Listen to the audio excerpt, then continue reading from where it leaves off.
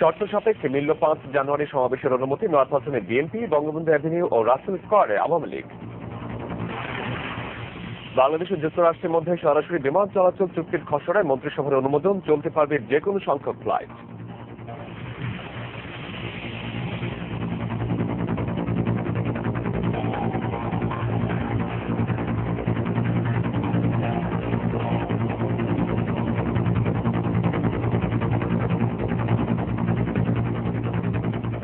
শুভেচ্ছা, আমন্ত্রণ 9টা সংবাদে।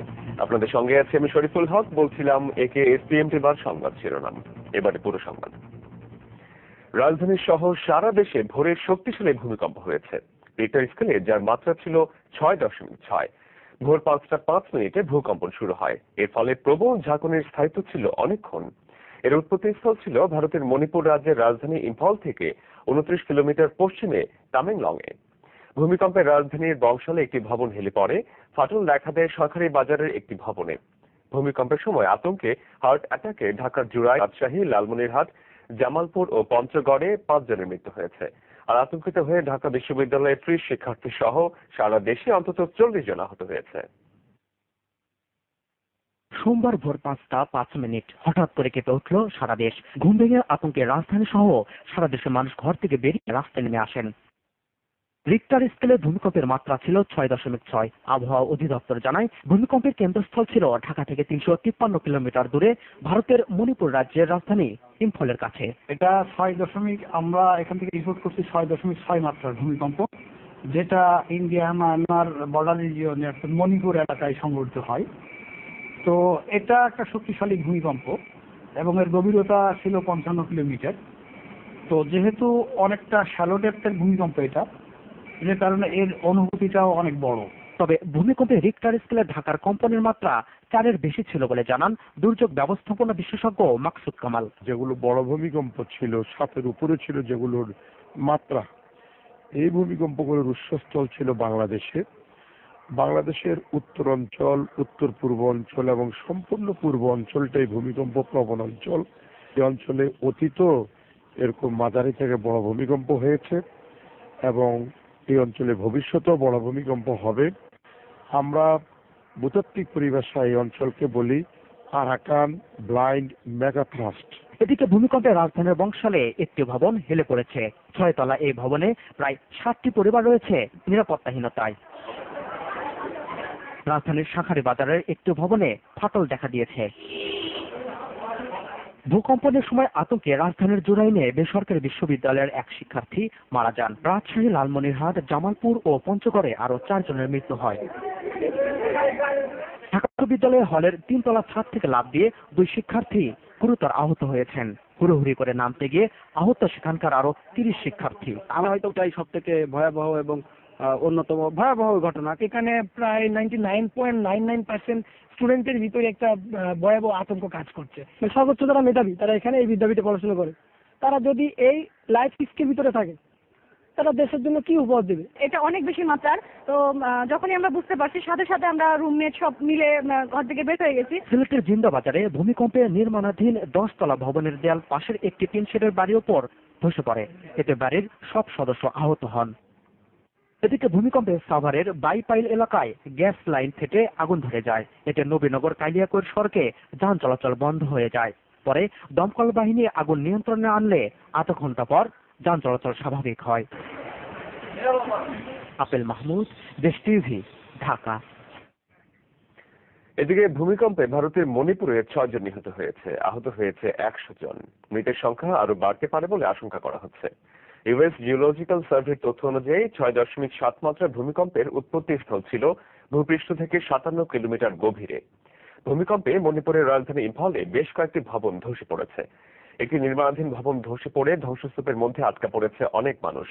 বিদ্যুৎ এবং টেলিযোগাযোগ ব্যবস্থা ক্ষতিগ্রস্ত হয়েছে রাজ্য জুড়ে। ইম্ফল ছাড়াও ভারতের পশ্চিমবঙ্গ, আসাম, উড়িষ্যায় ভূকম্পন অনুভূত হয়। এছাড়া নেপাল এবং মিয়ানমারের ইয়াঙ্গুন শহরেও ভূকম্পন অনুভূত হয়েছে। জনসচেতনতা সৃষ্টি করতে আগামীকাল থেকে দেশের সব ইউনিয়ন ও শহর পর্যায়ে নিয়মিত মহড়া ও বৈঠক পরিচালনা করতে জেলা প্রশাসনকে নির্দেশ দিয়েছে দুর্যোগ ব্যবস্থাপনা ও ত্রাণ মন্ত্রণালয়। একই সঙ্গে বিল্ডিং কোড মেনে ভবন নির্মাণে ব্যবস্থা নিতে গৃহায়ণ ও গণপূর্ত মন্ত্রণালয়কে অনুরোধ জানানো হয়েছে। সচিবালয়ের সংবাদ সম্মেলনে ত্রাণমন্ত্রী মোফাজ্জল হোসেন চৌধুরী মায়া এ তথ্য জানান। বলেন, ভূমিকম্পে বাংলাদেশে বড় ধরনের কোনো ক্ষয়ক্ষতি হয়নি, আর ক্ষয়ক্ষতি মোকাবেলায় সরকারের প্রস্তুতিও রয়েছে।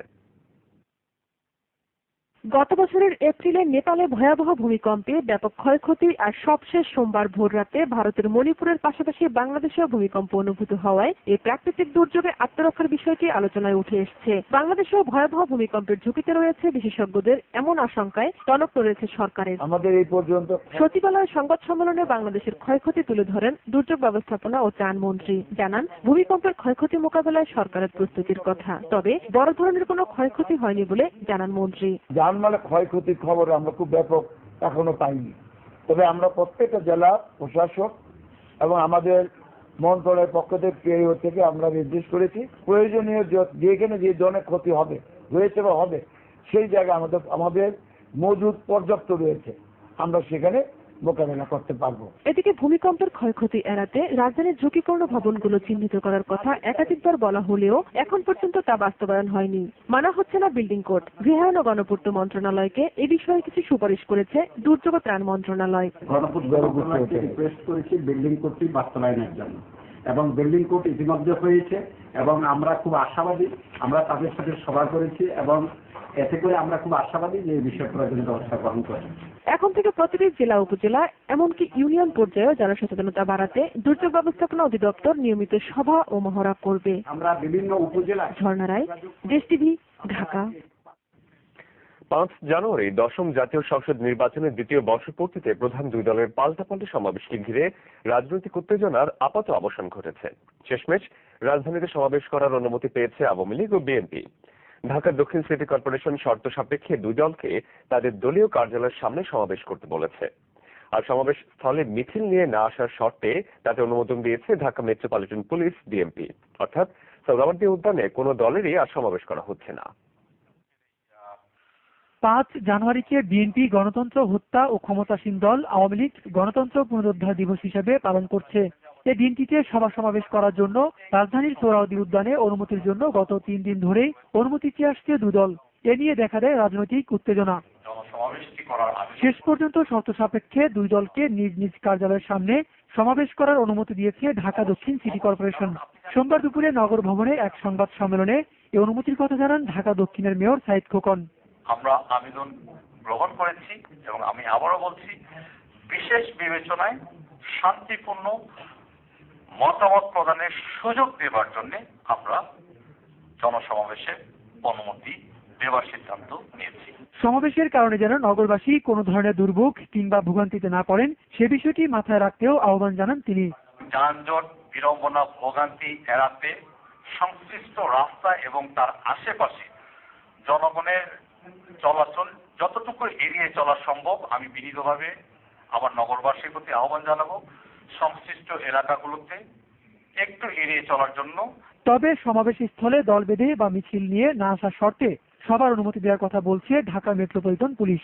আমরা সিদ্ধান্ত নিয়েছি যে যেহেতু আলাদা আলাদা স্থানে শান্তিপূর্ণ সমাবেশে তার অনুমতি চেয়েছে, উভয় দলকেই তাদের কার্যালয়ের অভ্যন্তরে এবং কার্যালয়ের সামনে কতিপয় শর্ত সাপেক্ষে কাল 2টা থেকে সমাবেশ করার অনুমতি দেওয়া হয়েছে। এদিকে চট্টগ্রামে লালদিঘির মাঠে আওয়ামী লীগ আর বিএনপিকে নিজ কার্যালয়ের সামনে সমাবেশ করার অনুমতি দিয়েছে পুলিশ। উবাইদুল্লাহ আল মামুন, দেশ টিভি, ঢাকা। রাজধানীর 18টি স্থানের বদলে 2টি স্থানে সমাবেশ করবে আওয়ামী লীগ। জনদুর্ভোগের কথা চিন্তা করে এই সিদ্ধান্ত জানিয়েছেন দলের যুগ্ম সাধারণ সম্পাদক মাহবুবুল আলম হানিফ। এদিকে মহানগর আওয়ামী লীগের বর্ধিত সভায় নেতারা বিএনপিকে হুঁশিয়ার দিয়ে বলেছেন, কর্মসূচির নামে সহিংসতা করলে পরিণতি ভালো হবে না। 10ম সংসদ নির্বাচনের দ্বিতীয় বর্ষপূর্তিতে 5 জানুয়ারি রাজধানীর 18টি জায়গায় সমাবেশের কর্মসূচি দিয়েছিল আওয়ামী লীগ। সোমবার বিকেলে মহানগর আওয়ামী লীগের বর্ধিত সভায় সে সিদ্ধান্ত পরিবর্তন করে 2টি স্থানে সমাবেশের কথা জানানো হয়। সমাবেশ দুটির একটি হবে বঙ্গবন্ধু এভিনিউতে দলের কেন্দ্রীয় কার্যালয়ের সামনে, অন্যটি রাসেল স্কয়ারে। যুগ্ম সাধারণ সম্পাদক মাহবুবুল আলম হানিফ জানান, জনদুর্ভোগের কথা চিন্তা করেই এই সিদ্ধান্ত পরিবর্তন। আজকে ছাত্রলীগের বার্ষিক উপলক্ষে যে বন্যার যে শোভাযাত্রা হয়েছে, এই শোভাযাত্রার কারণে সারা ঢাকার যানজটে মানুষ জনগণের দুর্ভোগ হয়েছে। 18টি স্পটে যদি জনসভা করি, সেক্ষেত্রে আবারও কালকেও জনগণ বিপর্যস্ত পড়বে। ঢাকা মেট্রোপলিটন পুলিশ অনুরোধে আমরা আমাদের সিদ্ধান্ত পরিবর্তন করে আমরা 3টে জায়গায় জনসভার সিদ্ধান্ত নিয়েছি। নগর নেতাদের অভিযোগ, সমাবেশের নামে সন্ত্রাসী কর্মকাণ্ড চালানোর ষড়যন্ত্র করছে বিএনপি। তারা বলেন, নাশকতা করলে পরিণতি শুভ হবে না। মানুষ হত্যা ও রক্ত দ্বারা কিন্তু কোন সন্ত্রাসের মধ্যে থাকে তার সমুচিত আওয়ামী লীগের তার অঙ্গ সংগঠনের সকল নেতা কর্মীরা জনগণকে আইন শৃঙ্খলা রক্ষা বাহিনীর সাথে থেকে সকালে ইনস্টিটিউট অব ডিপ্লোমা ইঞ্জিনিয়ার্স মিলনায়তনে এক আলোচনায় দলের উপদেষ্টা পরিষদের সদস্য সুরঞ্জিত সেনগুপ্ত বলেন, বিএনপিকে সহিংসতার রাজনীতি ছেড়ে গণতান্ত্রিক পথে আসতে হবে। বিএনপি যথেষ্ট হয়েছে আর এই সহিংসতার রাজনীতি নিয়ে আর এগেন না, তিনি সহিংসতার পথে যান, যেটুকু অস্তিত্ব আছে এগুলো বিলুপ্ত হয়ে যাবে। এদিকে জাতীয় প্রেস ক্লাবের সামনে এক মানববন্ধনে প্রচার সম্পাদক হাসান মাহমুদ জানান, বিএনপি গতবারের মতো বিশৃঙ্খলা করলে জনগণকে সঙ্গে নিয়ে তা প্রতিহত করা হবে। জয় যাদব, দেশ টিভি, ঢাকা। শর্ত সাপেক্ষে 5 জানুয়ারি বিএনপি জনসভা করার অনুমতি পেয়েছে এবং দুপুর 2টায় নয়াপল্টনের কেন্দ্রীয় কার্যালয়ের সামনে এই জনসভায় বক্তব্য দেবেন বিএনপি চেয়ারপারসন খালেদা জিয়া।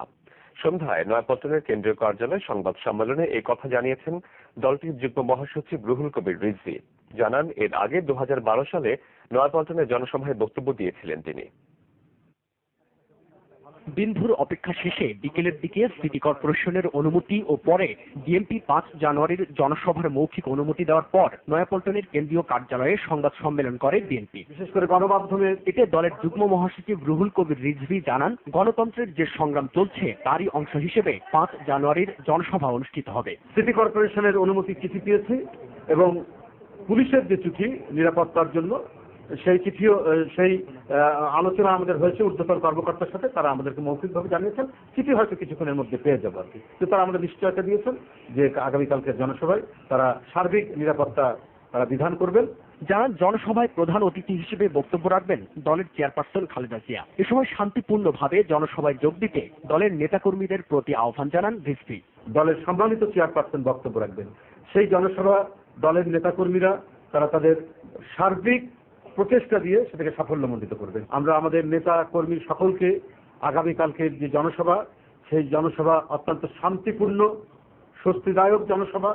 এই জনসভায় কোনো ধরনের কারো দিক থেকে কোনো উস্কানির মুখে প্রতিক্রিয়া না দেখে এর শান্তি এবং সৌহার্দ্যপূর্ণ জনসভা তারা সাফল্যমণ্ডিত করবেন, এইভাবে আমরা তাদেরকে নির্দেশ প্রদান করেছি। এর আগে আরেক সংবাদ সম্মেলনে বিএনপি কোনো সাংঘর্ষিক কর্মসূচিতে যাবে না বলে মন্তব্য করেন দলের ভারপ্রাপ্ত মহাসচিব মির্জা ফখরুল ইসলাম আলমগীর। আমরা কখনোই সংঘর্ষে বিশ্বাস করি না। আমরা শান্তিপূর্ণ গণতান্ত্রিক যে পদক্ষেপ, সেই পদক্ষেপে নিতে চাই, সেই কারণে আমরা একটা শান্তিপূর্ণ সমাবেশ করতে চাই। এদিকে অনুমতি পাওয়ায় নয়াপল্টনের কেন্দ্রীয় কার্যালয়ের সামনে স্টেজ ও অন্যান্য প্রস্তুতি গ্রহণ করতে দেখা যায় বিএনপিকে। হাবিবুল ইসলাম হাবিব, দেশ টিভি, ঢাকা। বাংলাদেশ ও যুক্তরাষ্ট্রের মধ্যে সরাসরি বিমান চলাচলের জন্য চুক্তির খসড়া অনুমোদন দিয়েছে মন্ত্রিসভা।